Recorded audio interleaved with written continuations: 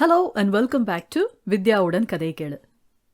நல்ல இலக்கியமும் அதன் எழுத்தாளர்களும் மக்களை சென்று அடைய வேண்டும் என்பது மட்டுமே இந்த சேனலின் முக்கிய நோக்கம்.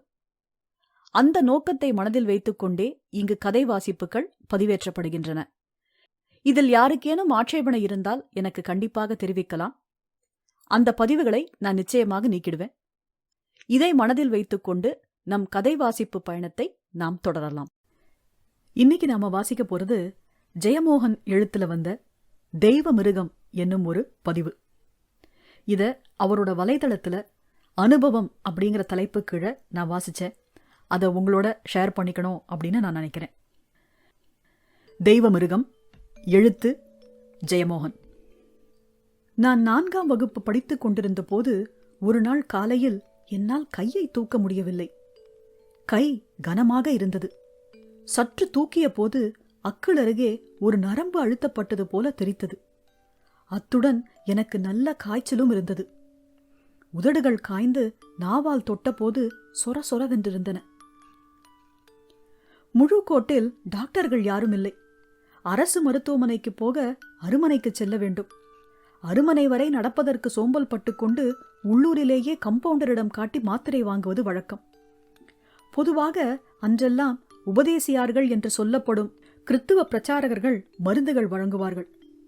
என்னை பார்த்த இயேசுவடியான் உபதேசியார் எனக்கு காய்ச்சல் மாத்திரை தந்தார். சாயங்காலம் காய்ச்சல் குறைந்தது. மறுநாள் காலை மீண்டும் காய்ச்சல், மீண்டும் மாத்திரை. 3ஆம் நாள் காய்ச்சல் குறையாத போது என்னை அருமனை ஆஸ்பத்திரிக்கு சைக்கிளின் பின்பக்கத்தில் அமரச் செய்து கொண்டு போனார்கள். டாக்டர் என்னை பொதுவாக பரிசோதனை செய்துவிட்டு மீண்டும் காய்ச்சல் மாத்திரை கொடுத்தார். 3 நாள் காய்ச்சல் மாத்திரைகளையே விழுங்கினேன். 5ஆம் நாள் காய்ச்சல் அதுவே நின்றது. எழுந்து அமர்ந்தேன். ஆனால் கையை அசைக்க முடியவில்லை. மெல்லிய வீக்கம் இருந்தது. மூட்டுகள் கனமாக இருந்தன. அசைவதை பற்றி நினைத்தாலே வலி கொக்கி போட்டு இழுத்தது. அப்பா அதுவரை ஆஸ்பத்திரிக்கு வரவில்லை. அன்று டாக்ஸிக்காரரை வரவழைத்து என்னை தூக்கி போட்டுக்கொண்டு அருமனை ஆஸ்பத்திரிக்கு சென்றார். வராந்தாவில் என்னை அமர வைத்துவிட்டு உள்ளே போய் டாக்டரை பார்த்தார். டாக்டர் வெளியே வந்து என் கையை அசைக்க நான் கதறி அழுதேன். டாக்டர் அப்பாவிடம், நாகர்கோயிலுக்கு கொண்டு போகணும், இல்லைன்னா திருவனந்தபுரம், என்னதுன்னு தெரியல, போலியோ மாதிரி இருக்கு என்றார். ரட்ச உண்டுமா, வலதகையாக்குமே என்றார் அப்பா. டாக்டர், சொல்லுகிறதுக்கு என்ன, குணமாகி கை கிட்டுறதுக்கு வாய்ப்பு குறைவு, நான் கண்டதில்லை என்றார். அப்பா என்னை திரும்பி வீட்டுக்கே கூட்டி வந்தார். நான் இரவெல்லாம் முனகி முனகி அழுது கொண்டே இருந்தேன். அம்மா கொஞ்ச நேரம் என் அருகே அமர்ந்து விசிறியால் வீசிக்கொண்டிருந்தாள். என் தலைமயிரை வருடிக்கொண்டு அழுது கொண்டிருந்தவள் அப்படியே என் அருகில் படுத்து தூங்கிவிட்டாள். அவள் மூச்சு என் மீது பட்டு கொண்டிருந்தது. வெளியே ஈசி சேரில் அப்பா தூங்காமல் படுத்திருந்தார். செருமல்கள், விசிறி ஒலிகள், வெற்றிலை போடுவதும் எழுந்து சென்று துப்புவதும் மீண்டும் வெற்றிலை போடுவதும். வாசலில் தென்னை மரம் சலசலத்துக் கொண்டே இருந்தது. ஏதோ பறவையின் குழல் ஒலி, பெரிய பெண்டுல கடிகாரத்தின் டிக் டிக் டிக். அப்பா சில சமயம் நீளமாக பெருமூச்சு விட்டார். சில சமயம் ஈசிச்சேர் கிரீச்சிட திரும்பி அமர்ந்தார். நானும் அப்பாவும் மட்டும் இரவெல்லாம் விழித்திருந்தோம். என் கை தனியாக கிடந்து வேறு ஒரு நபர் போல என்னிடம் வலியால் பேசிக் கொண்டிருந்தது. பின்னிரவில் அப்பா சட்டென்று எழுந்து கொல்லை பக்கம் போய் கிணற்றில் தண்ணீர் இறைத்து பல் தேய்த்து விட்டு வந்தார். வேட்டியை மாற்றி சட்டையை போட்டுக்கொண்டு உள்ளே வந்து என் அருகே படுத்திருந்த அம்மாவை குடையால் தட்டி எழுப்பினார். அம்மா பாய்ந்து எழுந்து, எந்தா எந்தா என்றாள். அப்பா உடனே வெளியே போகப் போவதாக சொன்னார். எங்கே என்று கேட்கும் வழக்கம் எங்கள் குடும்பத்தில் கிடையாது. தேயிலை இட்டு தரட்டா என்று அம்மா மென்மையாக கேட்க, வேண்டா என்று சொல்லிவிட்டு என்னை தொட்டு காய்ச்சல் இருக்கிறதா என்று பார்க்கச் சொன்னார். அம்மா தொட்டுவிட்டு இல்ல என்றாள். அப்பா சற்று குனிந்து என் கையை பார்த்தார். நான் ஏனென்று தெரியாமல் மனமுருகி அழ ஆரம்பித்தேன். ச்சே, நாயோட மோனே, நாட்டில் உள்ள ரோகமெல்லாம் இவனுக்குத்தான் வரும், எரப்பாளி என்று அப்பா குடையை தூக்கி என்னை அடிக்க ஓங்கினார். ஐயோ என்றாள் அம்மா. அப்பா நேராக இறங்கி வெளியே செல்ல அம்மா கதவை மூடிவிட்டு வந்து என் அருகே அமர்ந்து என் தலையை கோதுவிட்டு கொண்டு ஆறுதல் சொன்னாள். பரவாயில்லை, அப்பாதானே, அப்பா நல்லவர், நமக்கு அப்பா இல்லாமல் யார் இருக்கிறார்கள்? கண்ணீர் வழிய நான் பெருமூச்சு விட்டேன். மறுநாள் மதியம்தான் அப்பா வந்தார். அண்டுகோட்டு அன்பையன் வைத்தியரை கூட்டிக் கொண்டு வந்தார். அன்பையன் வைத்தியருக்கு அப்பா முன்பு சில பத்திரங்கள் பார்த்து கொடுத்திருக்கிறார். முக்கால் கை காமராஜ் சட்டையும் வேட்டியும் வளைந்த குடையுமாக அன்பையன் வைத்தியர் வந்து வெளித்திண்ணையில் அமர்ந்து கொண்டார். டே என்று அப்பா அழைத்தார். வைத்தியருக்கு மோர் எடுக்குக. வைத்தியர் அம்மாவிடம், ஓர்மை உண்டா? அன்பையனாக்கும், அண்ணனை நமக்கு நல்லா தெரியும், வீட்டுக்கு வந்துட்டுண்டு என்றார். அம்மா ஓர்மையுண்டு என்றாள். வைத்தியர் சட்டையை கழற்றி ஆணியில் தொங்கவிட்டார். குடையையும் மாட்டினார். நல்ல தொப்பை, மாநிற உடலெங்கும் சுருள் முடி, முன்வழுக்கை, மீசை கிடையாது, வெற்றிலைக்கரை படிந்த பற்கள், பெரிய தங்கச்சங்கிலி அணிந்திருந்தார். அதன் நுனியில் சிலுவை ஆடியது. எங்க கொச்சன் என்றார். அம்மா அகத்து கிடப்புண்டு என்றாள். அன்பையன் வைத்தியர் உள்ளே வந்து என்னை கூர்ந்து நோக்கினார். அவரை கண்டதுமே நான் அஞ்சி கதறி அழ ஆரம்பித்தேன். ஐய, என்ன இது? வாளை ஈட்டியும் கொண்டு சண்டைக்கு போற படநாயராக்குமா இப்படி கடந்து ஊழ போடுகுது? சேச்ச, ஆரெங்கிலும் கேட்டா நாணக்கெடுல்ல என்றபடி என்னருகே அமர்ந்து என் கையை தொட்டார். நான் வலியில் கண்ணை மூடிக்கொண்டு கதறினேன். அதை பொருட்படுத்தாமல் கையை தூக்கினார், தாழ்த்தினார். பல்வேறு இடங்களில் அமுக்கி பார்த்தார். பெருமூச்சுடன் எழுந்து வெளியே சென்றார். எந்தா காரியம் என்றார் அப்பா.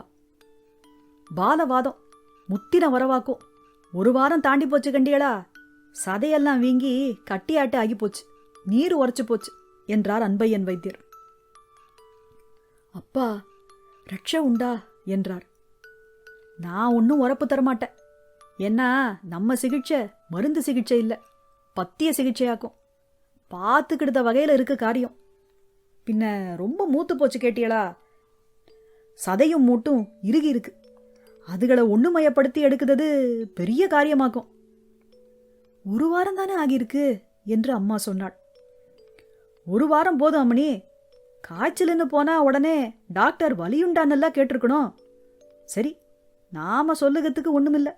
இப்போ உங்களுக்கெல்லாம் 20 வருஷம் பச்சுல அரைச்சு படிச்ச எங்க மேல நம்பிக்கை இல்லை. ஒரு மாசம் எங்கேயாம் போய் 4 மருந்து கொண்டு வரவன் நல்ல டாக்டர். நடக்கட்டும் நடக்கட்டும், இங்கிலீஷ் மருந்தாக்குமே. ஒரு தப்பு நடந்து போச்சு, நான் அப்படி நினைக்கல என்று அப்பா நயமாக சொன்னார். சரி பாப்போம், ஈஸ்வர அனுகிரகம் உண்டுனாக்க எல்லாம் நல்லபடியா நடக்கும். நான் இந்த கொச்சனுக்கு ஜாதகம் பார்த்திருக்கேன், கீர்த்திமானாக்கும். அதனால ஒரு குறையும் இருக்காது என்றார் அன்பையன் வைத்தியர். வைத்தியம் தொடங்கியது. கண்டிப்பான ஆயுர்வேத முறை. மதியமும் இரவும் 2 வேளைகள் கஷாயங்கள். காலையில் ஒரு வேளை ஒரு லேகியம். மிக கடுமையான பத்தியம். காபி, டீ, சீனி எதுவுமே கூடாது. பால், மோர் அறவே கூடாது. எந்த பழங்களும் உண்ணக்கூடாது. சம்பா அரிசிச்சோறு சாப்பிடலாம். ஆனால் தேங்காய் எண்ணெயில் வரட்டிய முருங்கை இலை மட்டுமே தொட்டுக்கொள்ள வேண்டும். வேறு எந்த காய்கறியும் சேர்த்து கொள்ளக்கூடாது. ஆனால் இவைகளெல்லாம் சாதாரணம். மிக கடுமையான 2 பத்தியங்கள் மேலும் உண்டு. 1, உப்பே சேர்த்து கொள்ளக்கூடாது. 2, தண்ணீர் குடிக்கக்கூடாது. கஷாயத்தில் உள்ள தண்ணீர் மட்டும்தான் நீராக உள்ளே செல்ல வேண்டும். காற்றோட்டமுள்ள கிணற்றடி வராந்தாவில் சிமெண்ட் தரையில் பாய் போட்டு படுத்திருப்பேன். காரணம், வியர்த்தால் தாகம் எடுக்கும். 2 வேளை உப்பில்லாத முருங்கைக்காய் வரட்டலை சோற்றில் போட்டு பிசைந்து உண்பேன். குமட்டிக் கொண்டு வரும். சாப்பிட்றா சாப்பிட்றா, என் ராஜா இல்ல, என் தெய்வம் இல்ல என்று அம்மா கெஞ்சி மன்றாடி ஊட்டுவாள். அப்பா வெளியே இருந்தாரென்றால், வந்தன்னா அடிச்சு குடலை எடுத்துருவேன், வடவா நாயே, உள்ள ரோகமெல்லாம் வருத்தி வச்சுக்கிட்டு உயிரையா எடுக்கிற என்று கத்துவார். அம்மா குரல் தாழ்த்தி சாப்பிட்டுடுறா என்று மன்றாடுவாள். கடுமையாக தாகம் எடுக்கும்.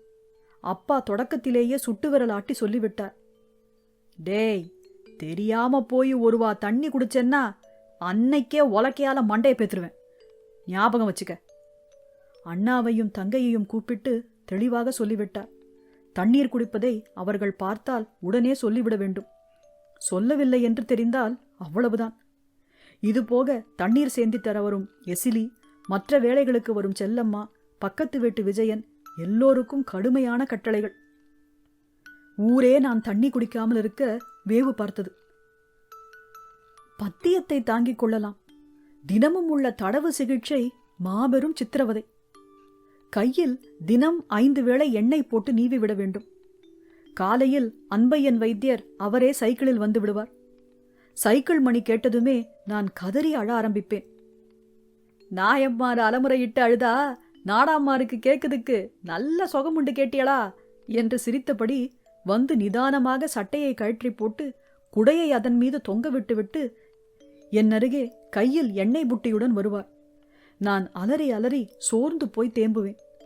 அன்பையன் வைத்தியர் முதலில் என் கைவிரல்களை சொடுக்கெடுப்பார்.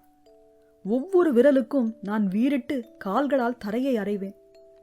அலறல் கேட்டு தாங்க முடியாமல் அம்மா ஓடிப்போய் பக்கத்து வீட்டு கொல்லையில் ஒளிந்து கொள்வாள்.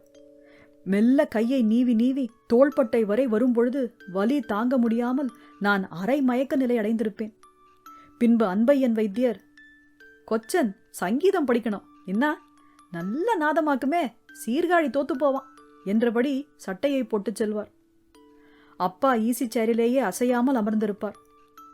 எண்ணெயும் தடவலும் விடப்படாது, அதாக்கும் உண்மையான மருந்து என்று அன்பையன் வைத்தியர் சொல்வார். வைத்தியருக்கு தினம் ஒரு இளநீர் வெட்டி வைக்கப்பட்டிருக்கும். அதை குடித்த பின் சட்டையை போட்டுக்கொண்டு சைக்கிளில் ஏறி செல்வார். அப்பா அதன் பின் தன் காலை வேளைகளை எல்லாம் முடித்துவிட்டு ஆபீஸ் கிளம்பும் முன்பு என்னிடம் வருவார். எண்ணெய் போட்டு நீவ அன்பையன் வைத்தியர் அப்பாவுக்கு சொல்லிக் கொடுத்திருந்தார். என்னை நெருங்கும் போதே நான் அலற, வாய புத்துடா நாயோட மோனே என்று சீறிய பின் என் கையை பிடித்து மீண்டும் நீவி எண்ணெய் போட்டு விடுவார். அதன் பின் குளித்து ஆபீஸ் கிளம்புவார். அப்போது நான் தூங்கியே விட்டிருப்பேன். மதியம் அப்பா வழக்கமாக சாப்பாடு எடுத்துச் செல்வார். எனக்கு வாதம் வந்த பின் அவர் மதியம் 5 கிலோமீட்டர் தூரம் நடந்து வீட்டுக்கு வருவார். வந்ததும் சட்டையை கற்றி துண்டு கட்டிக்கொண்டு சாப்பிட்டு விட்டு வந்து எண்ணெய் போட்டு நீவுவார். வெயிலில் குடை பிடித்து திரும்பி நடந்து செல்வார். சாயங்காலம் வந்ததுமே ஒருமுறை எண்ணெயும் நீவலும் உண்டு. பின்னர் இரவு 10 மணிக்கு. மருந்தின் மயக்கமும் தாகமுமாக நான் பகலெல்லாம் அரை மயக்கத்தில் இருப்பேன். இரவில் நல்ல தூக்கம் இருக்காது. எப்போது விழித்து கொண்டாலும் அப்பாவின் செருமலும் வெற்றிலை துப்பும் ஒலியும் விசிறி ஒலியும் தான் கேட்டுக்கொண்டிருக்கும். ஒன்றுக்கு போக வேண்டுமென்றால் அம்மா என்று மெல்ல முனகுவேன். ஆனால் அம்மாவை எழுப்புவது அத்தனை எளிதல்ல. தூங்கினால் அவளுக்கு உதகமே இல்லை. அப்பாதான் எழுந்து வருவார். இந்தாடா என்பார். நான் புறத்து போகணும் என்பேன். அப்பா என்னை அம்மாவைப் போல ஆதுரமாக தூக்க மாட்டார். இடது கையை பிடித்து எழச் செய்த பின் பின்னால் வருவார். நான் வெளியே சென்று சிறுநீர் கழிக்கும் பொழுது சற்று தள்ளி வேறு திசையை நோக்கி கொண்டிருப்பார். திருப்பி கூட்டிக் கொண்டு வந்து படுக்க வைத்த பின் திரும்பி பார்க்காமல் சென்று விடுவார். 14 நாட்கள் கழிந்த பின்னர் சூடான தண்ணீர் கொஞ்சம் குடிக்கலாம் என்றார் அன்பையன் வைத்தியர். அந்த சொல்லே எனக்கு பெரும் கொண்டாட்டமாக இருந்தது. ஆனந்தம் தாழாமல் கண்ணீர் விட்டு அழுதேன். பண்டு காலத்துல நீரில்லா பத்தியம் விட்டதும் கொஞ்ச நாளைக்கு மூத்திரம் குடிக்கணும்னாக்கும் சொல்லுவாங்க. இப்போ சொன்னா கேட்பாங்களா? கொச்சன் குடிக்குதா மூத்திரம் என்றார் அன்பையன் வைத்தியர். நல்ல இளநீ கணக்காட்டு இருக்கும். 4 நாள் குடிச்சா பின்ன சாயா காப்பி ஒன்னும் பிடிக்காது. 15ஆம் நாள் முதல் பயிற்சிகள் ஆரம்பமாயின. அதுவரை நான் அனுபவித்த வலியெல்லாம் வலியே இல்லை என்பது போன்ற அனுபவம் அது. காலையில் அப்பா என்னை வீட்டுக்கூடத்துக்கு முன் போடப்பட்டிருந்த அழிக்கு அருகே நிறுத்துவார்.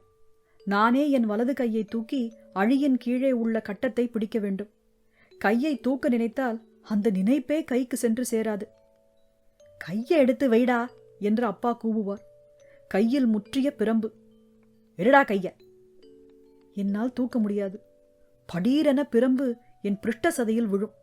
அலறியபடி ஆவேசமாக கையை தூக்கி அழியை பிடித்துக் கொள்வேன். மீண்டும் தூக்கி அடுத்த கட்டத்தில் வைக்க வேண்டும். 2-3 முறை பிரம்பு சுழன்ற பிறகுதான் கையை என்னால் தூக்க முடியும். கைக்குள் நரம்புகள் முறுக்கேறி ஒடியப் போவது போல் இருக்கும். மீண்டும் அடி. மீண்டும் கை தூக்கி அதற்கும் மேலே உள்ள கட்டத்தில் வைப்பேன். ஒரு முறை முழுக்க கையை தூக்க 6 கட்டங்களில் கையை வைக்க வேண்டும். மீண்டும் படிப்படியாக கையை இறக்க வேண்டும். முதல் நாள் அடி விழுந்த பொழுது நான் அலறிய ஒலி கேட்டு அம்மா ஓடி வந்து பிரம்பை பிடித்தாள். அப்பா வெறி கொண்டு அம்மாவை பிரம்பால் விளாசினார். அம்மா கீழே விழுந்து முகத்தை மூடிக்கொண்டாள். அடித்து கை சலித்து மூச்சு வாங்க வேட்டியை சரி செய்த பின் அப்பா என்னிடம், தூக்கடா கைய, கொன்னு போடுவ நாய என்று கூவினார். அம்மா அடி தாங்காமல் அரை மயக்கமாகி தரையில் கிடந்தாள். 4ஆம் நாள் பக்கத்து வீட்டு நாராயணன் தாத்தா என் அழுகை கேட்டு வந்து கோபமும் ஆங்காரமுமாக, எடா பாகுலேயா, எந்தாடா இது, நீ அவனை கொல்லாத என்று சொன்னார். அப்பா பைத்தியம் போல பிரம்பை ஓங்கியபடி 80 வயது கிழவரை நோக்கி பாய்ந்தார். கொல்லுவேன், எல்லாரையும் கொல்லுவேன், ஒருத்த இந்த வழி வரப்படாது, போடா போடா நாயே என்று கத்தினார். உனக்கு கிறுக்குடா, முழு கிறுக்குடா என்று சொல்லியபடி பீதியுடன் தாத்தா பின்வாங்கினார். 1 மாதம் தாண்டியதும் வலி மிகவும் குறைந்தது. மெல்ல மெல்ல நானே கையை தூக்கி வைக்க ஆரம்பித்தேன். முதலில் 10 முறை தூக்கி வைக்க வேண்டியிருந்தது. கடைசியில் 1000 முறையாக அது அதிகரித்தது. அப்பா அருகிலேயே பிரம்புடன் அமர்ந்து எண்ணுவார். நடுவே அவர் யாரிடமாவது ஏதாவது பேசி எண்ணிக்கையை விட்டுவிட்டால் ஆரம்பத்திலிருந்து மீண்டும் செய்ய வேண்டும். நான் மனமுடைந்து விசும்பி அழுது கொண்டே கையை தூக்குவேன். 60 நாளில் கை அநேகமாக சரியாகிவிட்டது. 90 நாளில் முற்றிலும் சரியாகியது. 1 வருடம் வரை வலது கைக்கு சற்று வலிமை குறைவை உணர்ந்தேன். அதன்பின் இன்று வரை எந்த பிரச்சனையும் இல்லை. அது பெரிய அற்புதம் என்று பேசிக்கொண்டார்கள். என் வலது கை சரசரவென மெலிந்து குச்சி போல ஆகிவிடும் என்று எல்லோரும் எதிர்பார்த்தார்கள். அன்றெல்லாம் ஊரில் பாலவாதம் வந்து கையோ காலோ ஒல்லியாக இருப்பவர்கள் வீட்டுக்கு ஒருவர் இருப்பார்கள். என்னை பார்க்க பெரிய டாக்டர்கள் எல்லாம் வீட்டுக்கு வந்தார்கள். அப்பாவை பார்க்க யார் வந்தாலும் நான் வந்து ஜன்னல் அருகே சட்டை இல்லாமல் தயாராக நின்று கொள்வேன். அப்பா டா என்று அழைத்ததுமே ஓடிப்போய் என் வலது கையை அவர்களுக்கு காட்டுவேன். தேர்ந்த வித்தைக்காரன் போல கைகளை சுழற்றியும் தூக்கியும் தாழ்த்தியும் காட்டுவேன். அவர்கள் பாராட்டுவது என்னைத்தான் என்று எனக்கு மகிழ்ச்சியாக இருக்கும். அப்பாவும் அன்பையன் வைத்தியருமாக என்னை திருவனந்தபுரம் ஆஸ்பத்திரிக்கு கூட்டிக் கொண்டு சென்று பெரிய டாக்டர்களிடம் காட்டினார்கள். அவர்கள் என்னிடம் நிறைய கேள்வி கேட்டார்கள்.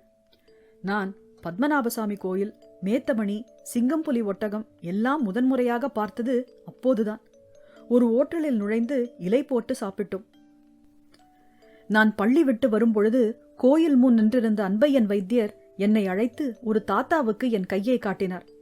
என் கையை பலவாறாக அமுக்கி பார்த்துவிட்டு, இனி சதை இறங்காத அன்பையா, சதை வளர்க்க ஆரம்பிச்சுச்சுல்லா என்ற பின் என்னிடம், புள்ள போகணும், புள்ள இனிமே பயில்வானாக்குமே என்றார் கிழவர்.